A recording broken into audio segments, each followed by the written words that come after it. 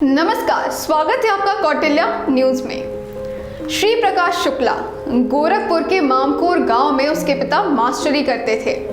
खुराक अच्छी थी तो श्री प्रकाश पहलवानी में निकल गया। लोकर अखाड़ों में उसने अच्छा नाम कमाया, लेकिन पुलिस रिकॉर्ड में पहली बार नाम आया 20 साल की उम्र में। साल था 1993। राकेश तिवारी नाम के लफंगे ने उसकी बहन को देखकर सीटी बजा दी थी। श्री प्रकाश ने उसे तत्काल मार डाला और पुलिस से बचने के लिए बैंकॉक भाग गया। लौटा तो उसके मुंह में खून लग चुका था और उससे ज्यादा की दरकार थी। बिहार में मोकामा के सूरजभान में उसे गॉडफादर मिल गया। धीरे धीरे उसने अपना एम्पायर बिल्ड किया और यूपी, बिहार, दिल्ली, पश्चिम बंगाल और नेपाल में सारे गैरकानूनी धंधे करने लगा। उसने फिरौती के लिए किडनैपिंग, ड्रग्स, लॉटरी की तिकड़म से लेकर सुपारी किलिंग तक में हाथ डाल दिया।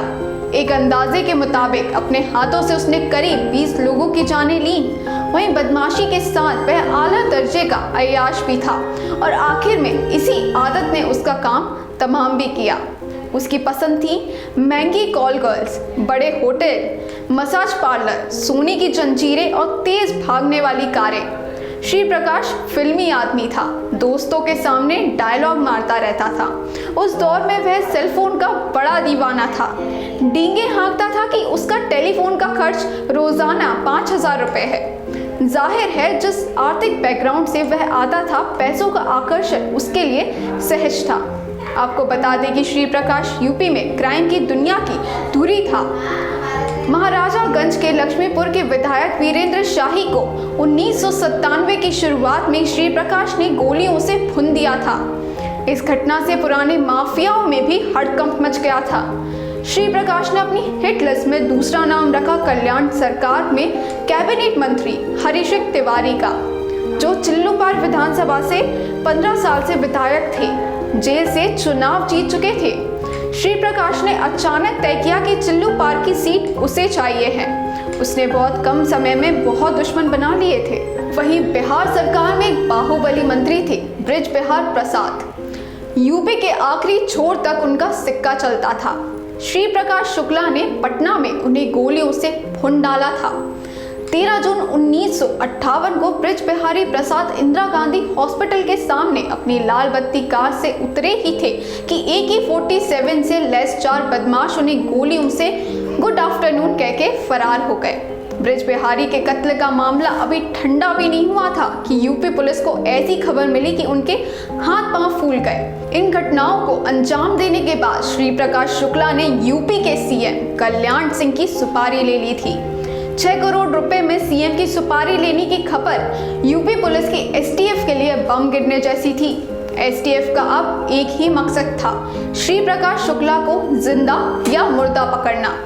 अगस्त 1958 के आखिरी हफ्ते में पुलिस को अहम सुराग मिला। पता चला कि दिल्ली के वसंत कुंज में श्री प्रकाश ने एक फ्लैट लिया है। उसका धंधा अंधेरे में ही परवान चढ़ता था।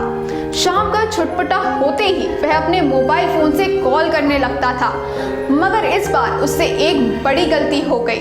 उसके पास 14 सिम कार्ड थे, लेकिन पता नहीं क्यों जिंदगी के आखिरी हफ्ते में उसने एक ही कार्ड से बात की।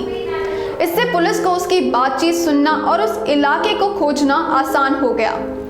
21 सितंबर की शाम एक मुखबिर ने एसटीएफ को बताया कि अगली सुबह 5:45 पर शुक्ला रांची के लिए इंडियन एयरलाइंस की फ्लाइट लेगा। दिल्ली एयरपोर्ट पर घात लगाने का प्लान बना। तड़के 3 बजे पुलिस तैनात हो गई, पर वह नहीं आया। वहीं पुलिस को पता चला कि वह वसंत कुंज के अपने ठिकाने से निकलकर अपनी गर्लफ्रेंड से मिलने गाजियाबाद जाएगा। पुलिस ने उसकी वापसी के समय जाल बिछा दिया और दिल्ली गाजियाबाद स्टेट हाईवे पर फोर्स लगा दी। दोपहर 1:50 पर उसकी नीली CLO car Mohan Nagar flyover के पास दिखी तो वहां पुलिस की 5 गाड़ियां पहले से ही तैनात थी।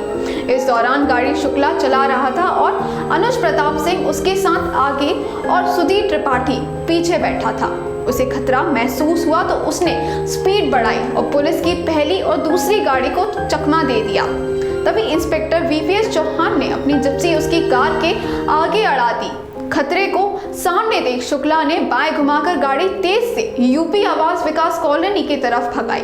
वहीं पुलिस ने भी उसका पीछा किया और स्टेट हाईवे से 1 किलोमीटर हटाकर उसे घेर लिया गया। फिर श्री प्रकाश ने भी रिवॉल्वर निकाल ली। उसने 14 गोलियां दागी तो पुलिस वालों ने 45 मिनटों में ही उसका और उसके साथियों का काम खत्म कर दिया। शुक्ला का ऐसा अंत नहीं होता अगर वह बदमाशी और रंगबाजी के नशे में चूर ना होता। वह राजनीति में उतरना चाहता था और मुमकिन है कि जल्द ही कानून से पटरी बैठा लेता। उसकी मौत से कुछ महीने पहले लोग मजाक में ये भी कहने लगे थे कि कहीं वह यूपी का मुख्यमंत्री ना बन जाए।